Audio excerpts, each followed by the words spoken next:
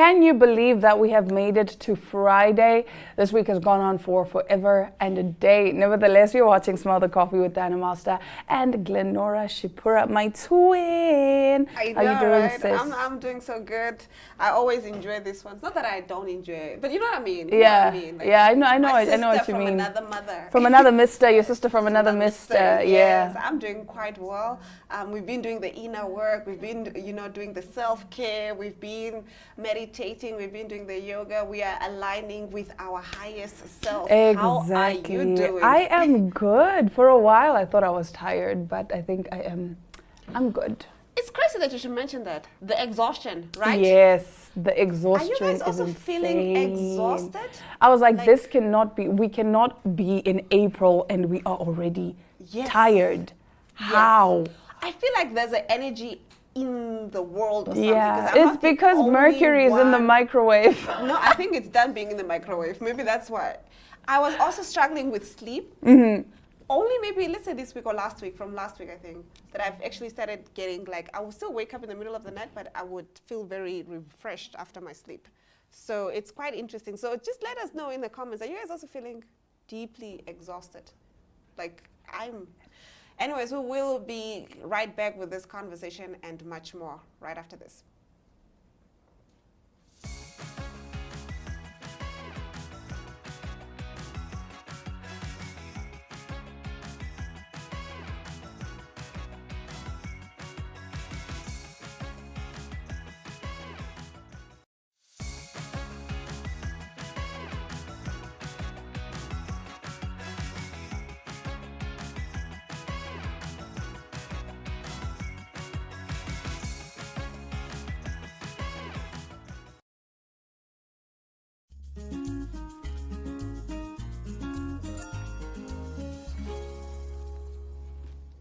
Today in another episode of TikTok Doctors Doing the Most. Well, this one wasn't really a TikTok doctor. But anyway, Australian surgeon fined $10,000 for sharing picture of coma patient's swastika tattooed penis.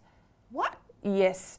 A doctor in Australia found himself stuck between a rock and a hard place. A Queensland surgeon was reprimanded and slapped with a $10,000 fine for snapping a photo of a coma patient's penis, which featured a swastika tattoo, and then sharing it in a WhatsApp group chat, according to the New Zealand Herald. The tattooed patient required orthopedic surgery in April of 2019 after a pipe bomb he was reportedly making at home exploded in his hand. He was intubated and placed in a medically induced coma while recovering in intensive care when the surgeon noticed the hateful tattoo. He then took matters into his own hands and shared a picture of the patient's apparently anti-Semitic private parts in a group chat with their co-workers, the Herald reported. The scandal flew under the radar until the Office of the Health Ombudsman received a tip about the bizarre ordeal in 2020.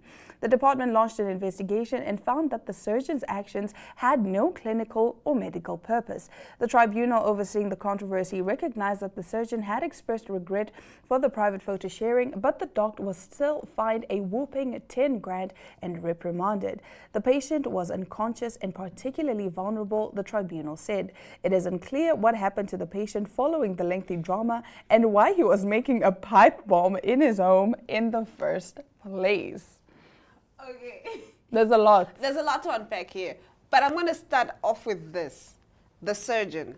I know what he did was wrong. It was unethical and so, but I understand. Because there is no way because there's no way in the group chat. You know most our group chats. There is no way I can say, guys, this is what happened. And we won't believe you. We needed proof. He needed to snap photographic evidence because he knew that he was like, you guys will not believe this. You will not believe this. Photographic evidence. Exactly. Photographic evidence is needed. But I mean, it's the weirdest thing ever. Like what? Why? Who even tattooed the guy there? There's just a lot to unpack here. There's a lot to unpack because my question is, why were you making a pipe bomb at home? What was happening, sir? Like, huh? No, I just want to sit. I just want to have a conversation with him. So talk to us. I think we got the surgeon and whatnot, but the main man, the main man, the man behind it all, the man behind it all, the myth, the legend. Exactly. Yeah. Can we just go through like what was going on here? We need to bring him and smell the coffee and be like, so tell us when you why was he making a pipe bomb and then he has the anti-Semitic tattoo on his private part? Like, should we assume that? I mean, it is his private part. He's planning some stuff. I mean, it is his private part. He's entitled to do whatever he wants with it. I can imagine the look on the tattoo artist's face, right, when this guy walks in and then he just like hands him. Okay, but he probably went to, because they probably know each other. These groups. So he probably went to one who shares the same values and ideologies as him. Yeah, you can't just walk up to somebody and be like, tattoo this on me. Yes. On my private part. Like, there's just a lot to unpack there. But nonetheless, like I said, I'm not saying what the surgeon did was correct, but... I just want to know, because it exploded in his hands, right? Obviously, the nurses are the ones that dress him. What was he looking for? When he, no, I just want to know. Because, hear me out. Let me paint this picture. This man is in a coma, right? Yeah. He's sleeping. He's lying like this, right? Obviously, he's probably covered with sheets or whatever, and he's wearing that hospital gown. Yes. That hospital gown covers everything except the back, okay? So, obviously, he's lying like this, and he's covered. So, this man, this doctor, this surgeon, was he just curious? He was like, and then I wonder. Yeah, I don't know how they got to the private part area, or maybe it was a conversation. I'm sure the nurses were talking about it. And then he was like, I gotta see for myself. I gotta see this for myself. And then when he said, it's like, oh no, the group chat won't believe me. I think it's more like people were talking about it. And he was like, you guys are lying. Yeah, you guys are lying. And then it's like, wow, the group chat won't believe this. I gotta take it. And then he took a picture. And then he circulated it. The group chat did. He did not. Oh, he did not. Gosh. It was supposed to be in private. This is why we do things on View Once. This is why you do it on View Once. Done. You put it in the group chat. You put it on View Once, guys. Must we teach you everything? Come on. Not that we're saying what he did was correct, guys. Don't do that. Don't go do that. If you're a doctor, please, we don't want to hear this. If you're just as a human being, don't be snapping other people's privates and circulating them. Just don't. Now, getting into our next story. A deep voice can mean trouble. I agree. I agree. Could that smooth, deep voice be a red flag? A recent study published in Adaptive Human Behavior and Physiology suggests that people with lower pitch voices, often seen as more masculine, may be more likely to cheat in relationships. The meta-analysis looked at 3 different data sets and found both men and women with deeper voices were more likely to report past infidelity. Now, voice pitch has long been linked to perceptions of strength, attractiveness, and even testosterone levels. Interestingly, among women in the study, those with less attractive voices linked to lower pitch were also more likely to admit to cheating, though this pattern was also found in men. Now, so while a deeper voice may sound appealing, it might also hint at a complicated dating history. What do you think of this? I mean, we have a colleague, so we wanted to, to include him, who has a really, really deep voice. We're like, hey, his picture should be up there. We need to bring him in and discuss this. And discuss this. So you have had a deep voice ever since. You know. How has your love life been? It's fascinating. Okay. So you do think it's true? I do think it's true, but let me tell you why, right? Men with deep voices, most women love that, right? Yes. Because he's got that, yeah. So, a man can only say no so many times. If women are throwing themselves at him, yeah, he's gonna cave in at some point. Come on. So you do. And also how I found this story, I think it was a TikToker, right? So he was like reading the story. He's like, study finds that men with deep voices, and then he changes his voice. Study finds like, men with deep voices are more likely to cheat. It's like, it's not me, guys. It's not me. It's not me. But I believe to an extent it is true. Because, hear me out, right? There's one K-pop idol. His name is Felix. Yeah. Felix's face and Felix's voice don't match. they don't match. Felix is very pretty. He's a beautiful man.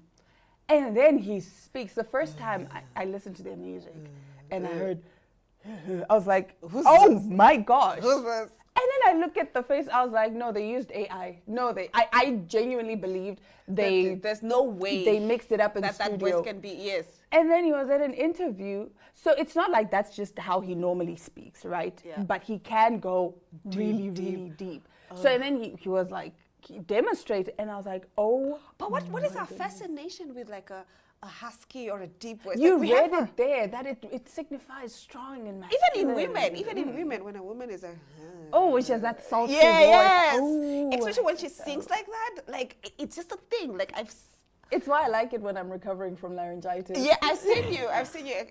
She enjoys it Because it's so like she'll be talking like that the whole time. in a confidential voice.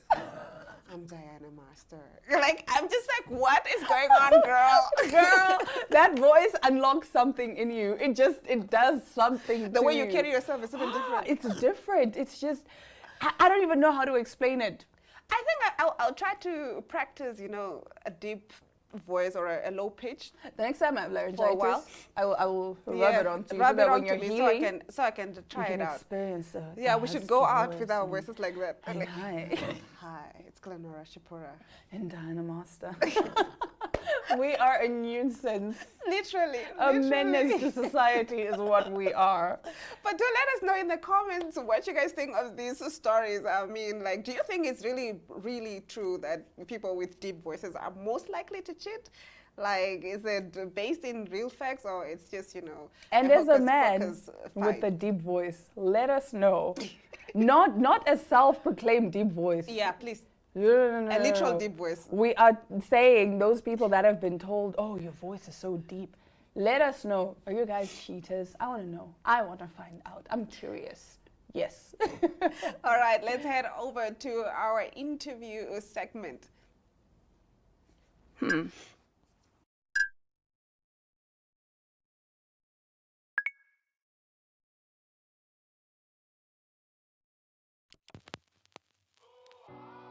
eTicket, your online ticket solution for events and event marketing, bringing you ease of mind and making sure that your event gets out there.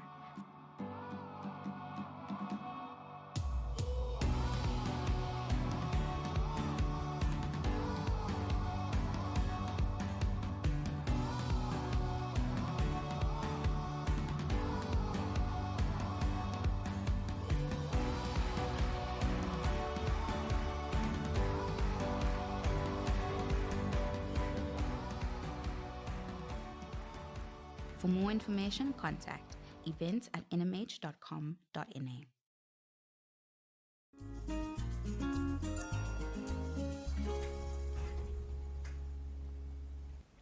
If you are looking for something to do on this Mother's Day, perhaps you're looking to bond with your mom, well, we have some exciting news for you. Carly Abrentis is in the building and she will be talking to us about the mother-daughter unwind and dine experience, proudly brought to you by Enjoy Life. How are you feeling?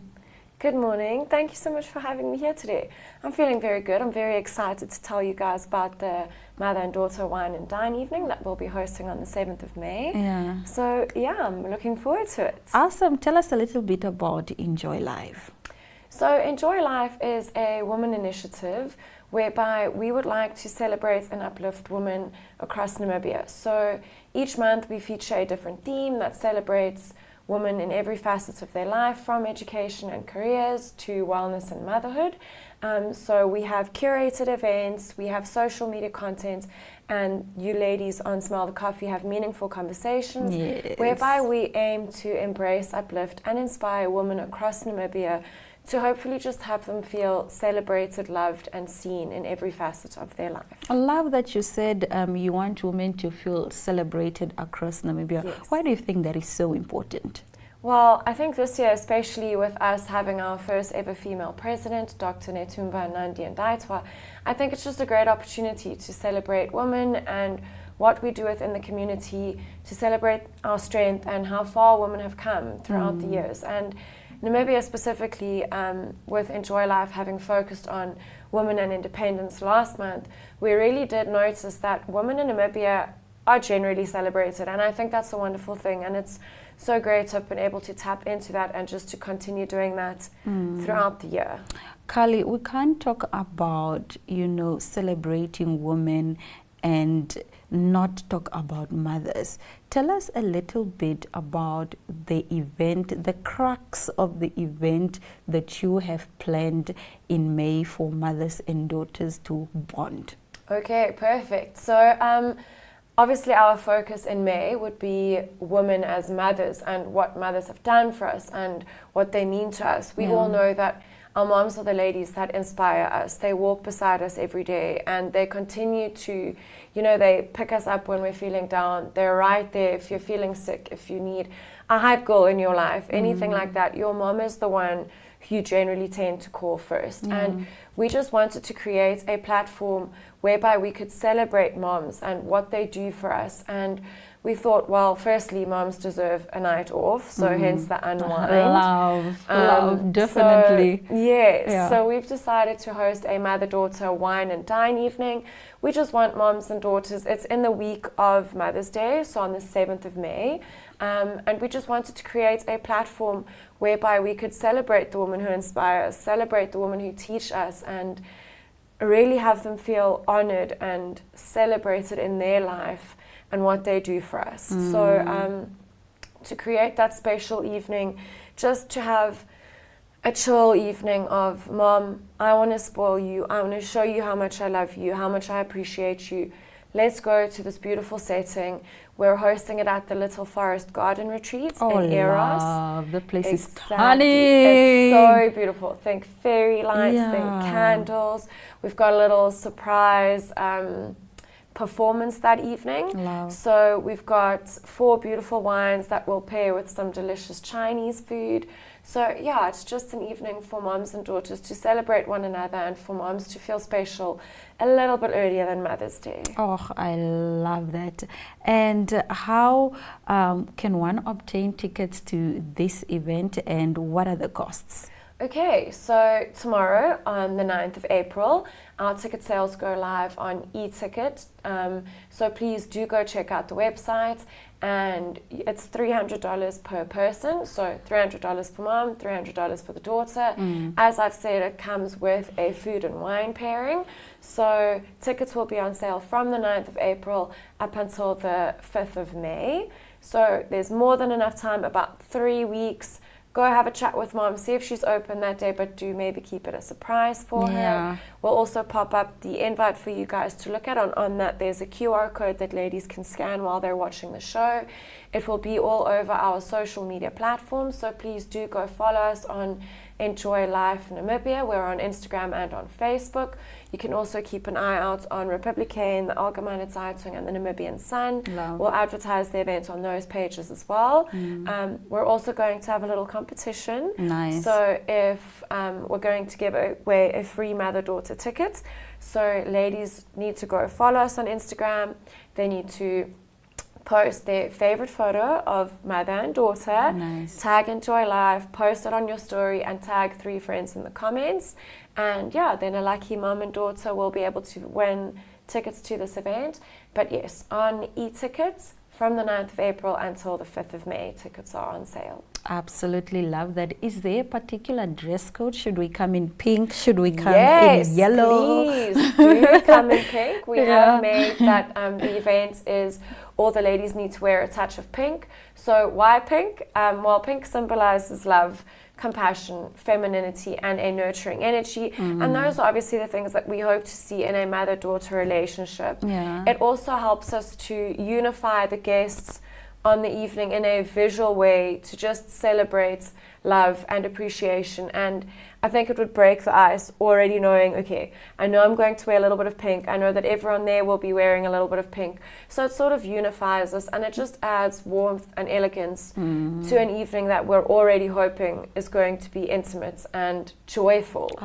So yes, please do come in a touch of pink. I love that. What is your special message to mothers finally, Carly? We just want moms to feel a little bit of joy and love for everything that they have done for us. We want you guys to feel appreciated. We want you to know that you inspire us, sometimes without even knowing that you inspire us. So yes, just thank you for who you guys are and for what you mean to us and for loving us even when we are unlovable. Oh, that's so sweet. Kali, thank you so much. Thank you very much for having me. You are most welcome. We will be right back. Stick around.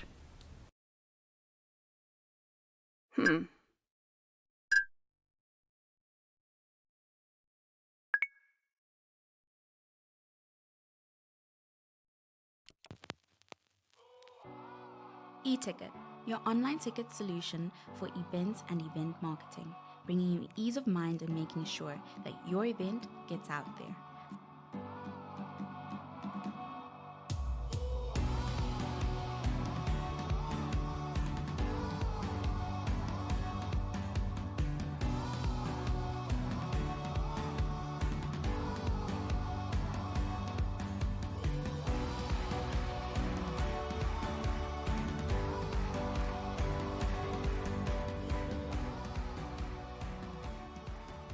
For more information, contact events@nmh.com.na.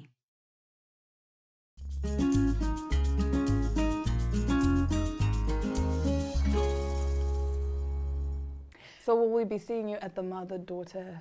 Definitely. Yes. Definitely. And I will also see you and Nevaeh. Yes, we'll be there. Yes, I'm Nevaeh's unofficial Mother. Yeah, You're aunt, actually, unofficial mother. Yes, exactly. In Herero, we like an aunt is actually like your mother. Yes. I think most your Bantu aunts cultures, are like your mother. Like you don't treat them like as your uncles from your father's side are is your father. dads. Yeah. Yes, I love that actually. It's a sense of community. Like my daughter, I know would be well taken care of Yes. by the sisters Yes, in my life. yes. I don't know. I think it's a thing with all Bantu cultures. Yeah. I'm pretty sure because I'm thinking even in Zulu culture, even your uncles, those are your dads. Exactly. Your mom's sisters, those are your mothers. And that's how you keep the family alive, because sometimes I can't go to my mom with certain things. Yes, but I you can go to your my aunt. Yes. Or sometimes I can't connect with my actual sister, but my cousin becomes more like a sibling to me than, you know what I mean? Yeah. Because maybe we're closer in age and whatnot. So there's this sense of like, what I couldn't get like from my immediate family, I can get it from The extended family. Yes. You know, I'm raising my sister and I are raising our kids to just believe we're one. Because with me, right, Yeah. we had that thing of, that's a cousin. Yes. There was never really that whole, like, yes, don't get me wrong, we do love each other. Yes, it's cool. But it's that whole thing of we're not close enough for me to see you as my sister. I see, if I was to introduce you, I'd introduce you as my cousin, I see. But then now with my sister and I, with our kids, when they introduce, they're like, no, so this is my baby sister. And then she says, my two brothers and whatever. Yes. And I you know, love that. Nevaeh calls me Diana. Yes. But she calls my sister Mommy. Wow. Wow. So I'm they getting have goosebumps that. just saying Because I was that. like, I don't want them to feel like they're cousins. And even I have started forgetting that they're actually, you're they're like, your actually brothers are cousins. coming. You know? Like, your brothers are coming. Your brothers are coming. I've even forgotten that they're cousins Yes. because those are my kids. That's her So, daughter. so- Exactly. And if, God forbid, anything were to happen to her, like, you would take them on as your own. It won't be... It wouldn't even feel like a burden. Yes, it won't be like, oh, these are my sister's it will kids be, these or are my whatever. children. And the way I'm so overprotective of those kids. I've actually seen myself, I'm entering into that era where I'm just very maternal. Yeah. Like very maternal. I'm so protective, especially over my nephews and nieces. Yeah. Like, don't you dare touch. I'm in a Don't- beef with don't a touch- 7-year-old You're old. right now because of my niece. We Yes. hate that girl. Yes. But you know, she was even with, bullying her. Yeah. even with my own sister, I'm like, if it's so hard for you, give me back my kids. Ne? Give me my I kids. can handle it. Give me my kids. And she's like, what do you mean? I'm like, those are my kids. Give them to me. If you, hey, Yeah, shame. I would move the heaven on earth for those boys. For me, it's the beef that I'm in, guys. Me, I'm literally in a whole, like... You know, you've got beef with the 7-year-olds. A 7-year-olds, bro. Like, I don't like them because they were bullying my niece. So Exactly. it's a whole thing now. It's a whole thing. But anyway, this has been fun. This has been exciting. Thank you so very much for joining us and spending your Friday with us. A lot more shows coming up right after this. But from Glenora Shipura and Diana Master, we'll be seeing you again on Monday. Until then, ciao.